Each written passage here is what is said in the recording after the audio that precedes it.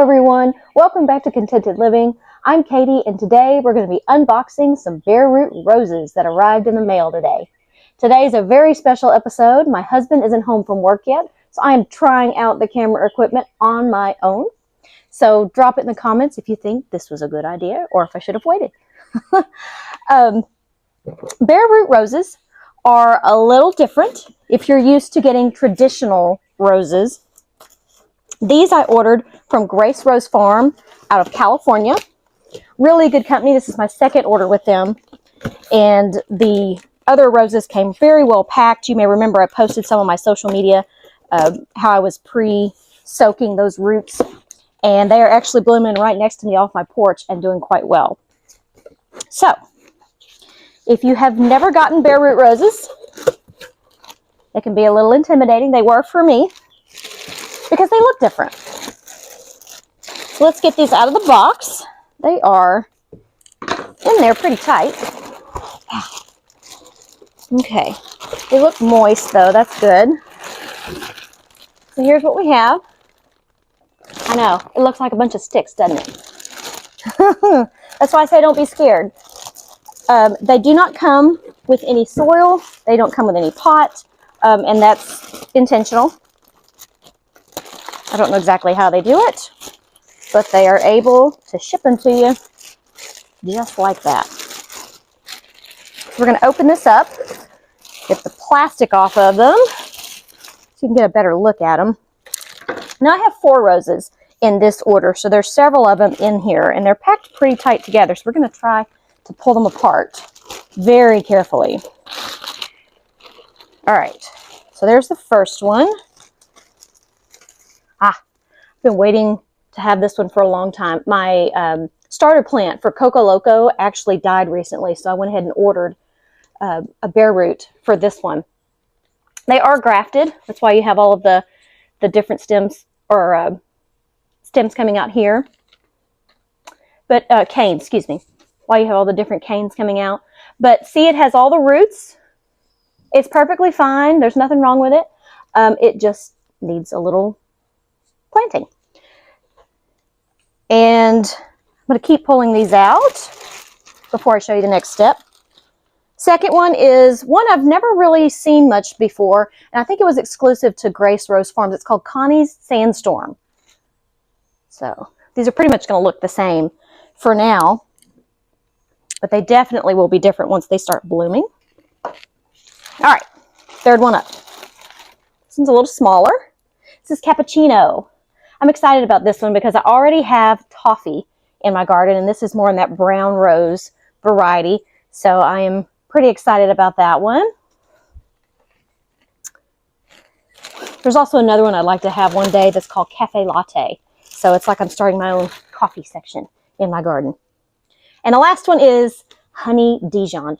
This is the one that I think I'm most excited about. It's a very unusual color. It has some yellow, some gold, some cream. Really excited to see this one bloom. All right. So, what do you do with a bare root rose? Do you start planting it immediately? Do you do something else? How do you handle it? You do not want to put it in the soil right away. Very, very careful. You need to rehydrate these roots. That is one special thing about them. So I have prepared a big tote here. I filled it up with water. I know you can't see the whole thing, but this is a big tote my mom let me borrow. She used to use for Christmas storage. Oh, and by the way, Mom, you left a little bit of Christmas packaging in there. Thanks for the glitter. I rinsed that out. So now we're just going to drop them in carefully. Let them just stand up in that water. Let's see if I can get it angled just right. There we go. And then we're going to put them in one by one. Let all of those tender roots get submerged. They're already fighting for space in there. Ow! Ow! Thorns! Don't forget your thorns. All right. One more. We're going to put in the last one. Want to make sure they have plenty of room. You don't want to crowd your roots. and then just give them a little space to hang out. They need to soak for about 24 to 48 hours. I did about 24 to 36 last time, and they work just fine. Once they've soaked, and I am soaking these outside on my porch. It's springtime. The weather's pretty nice. It's not really getting hot and humid yet here in Texas. So the last order that I had was in February. So I had a smaller tote because it was just 2 roses, and actually kept those in my house. But these would be just fine here on the porch. It's nice and covered.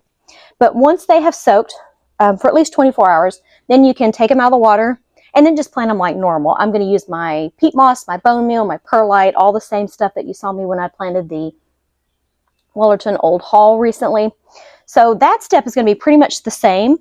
One thing I do want to show you, just in case I don't get around to making the planting video for these, grafted roses, very important.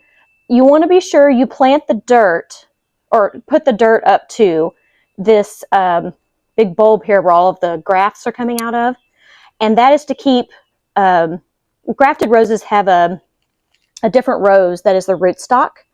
And then whatever your actual roses that you're ordering is what has been grafted on top. You want to be careful and keep that covered up to that root bulb, or ball, if you will, because that is going to help keep the rootstock from actually blooming. You can actually start getting roses that are not what you wanted on top. So that'll all come later. For now, they just need to soak in the bare root pool. All right, let me show you what they look like. Just hanging out there with the roots. They're going to take a nice soak for about 24 hours. And that's it, folks. That is contented living, on the fly, working while your husband's at work, getting some roses ready to go in the ground. Have a good day.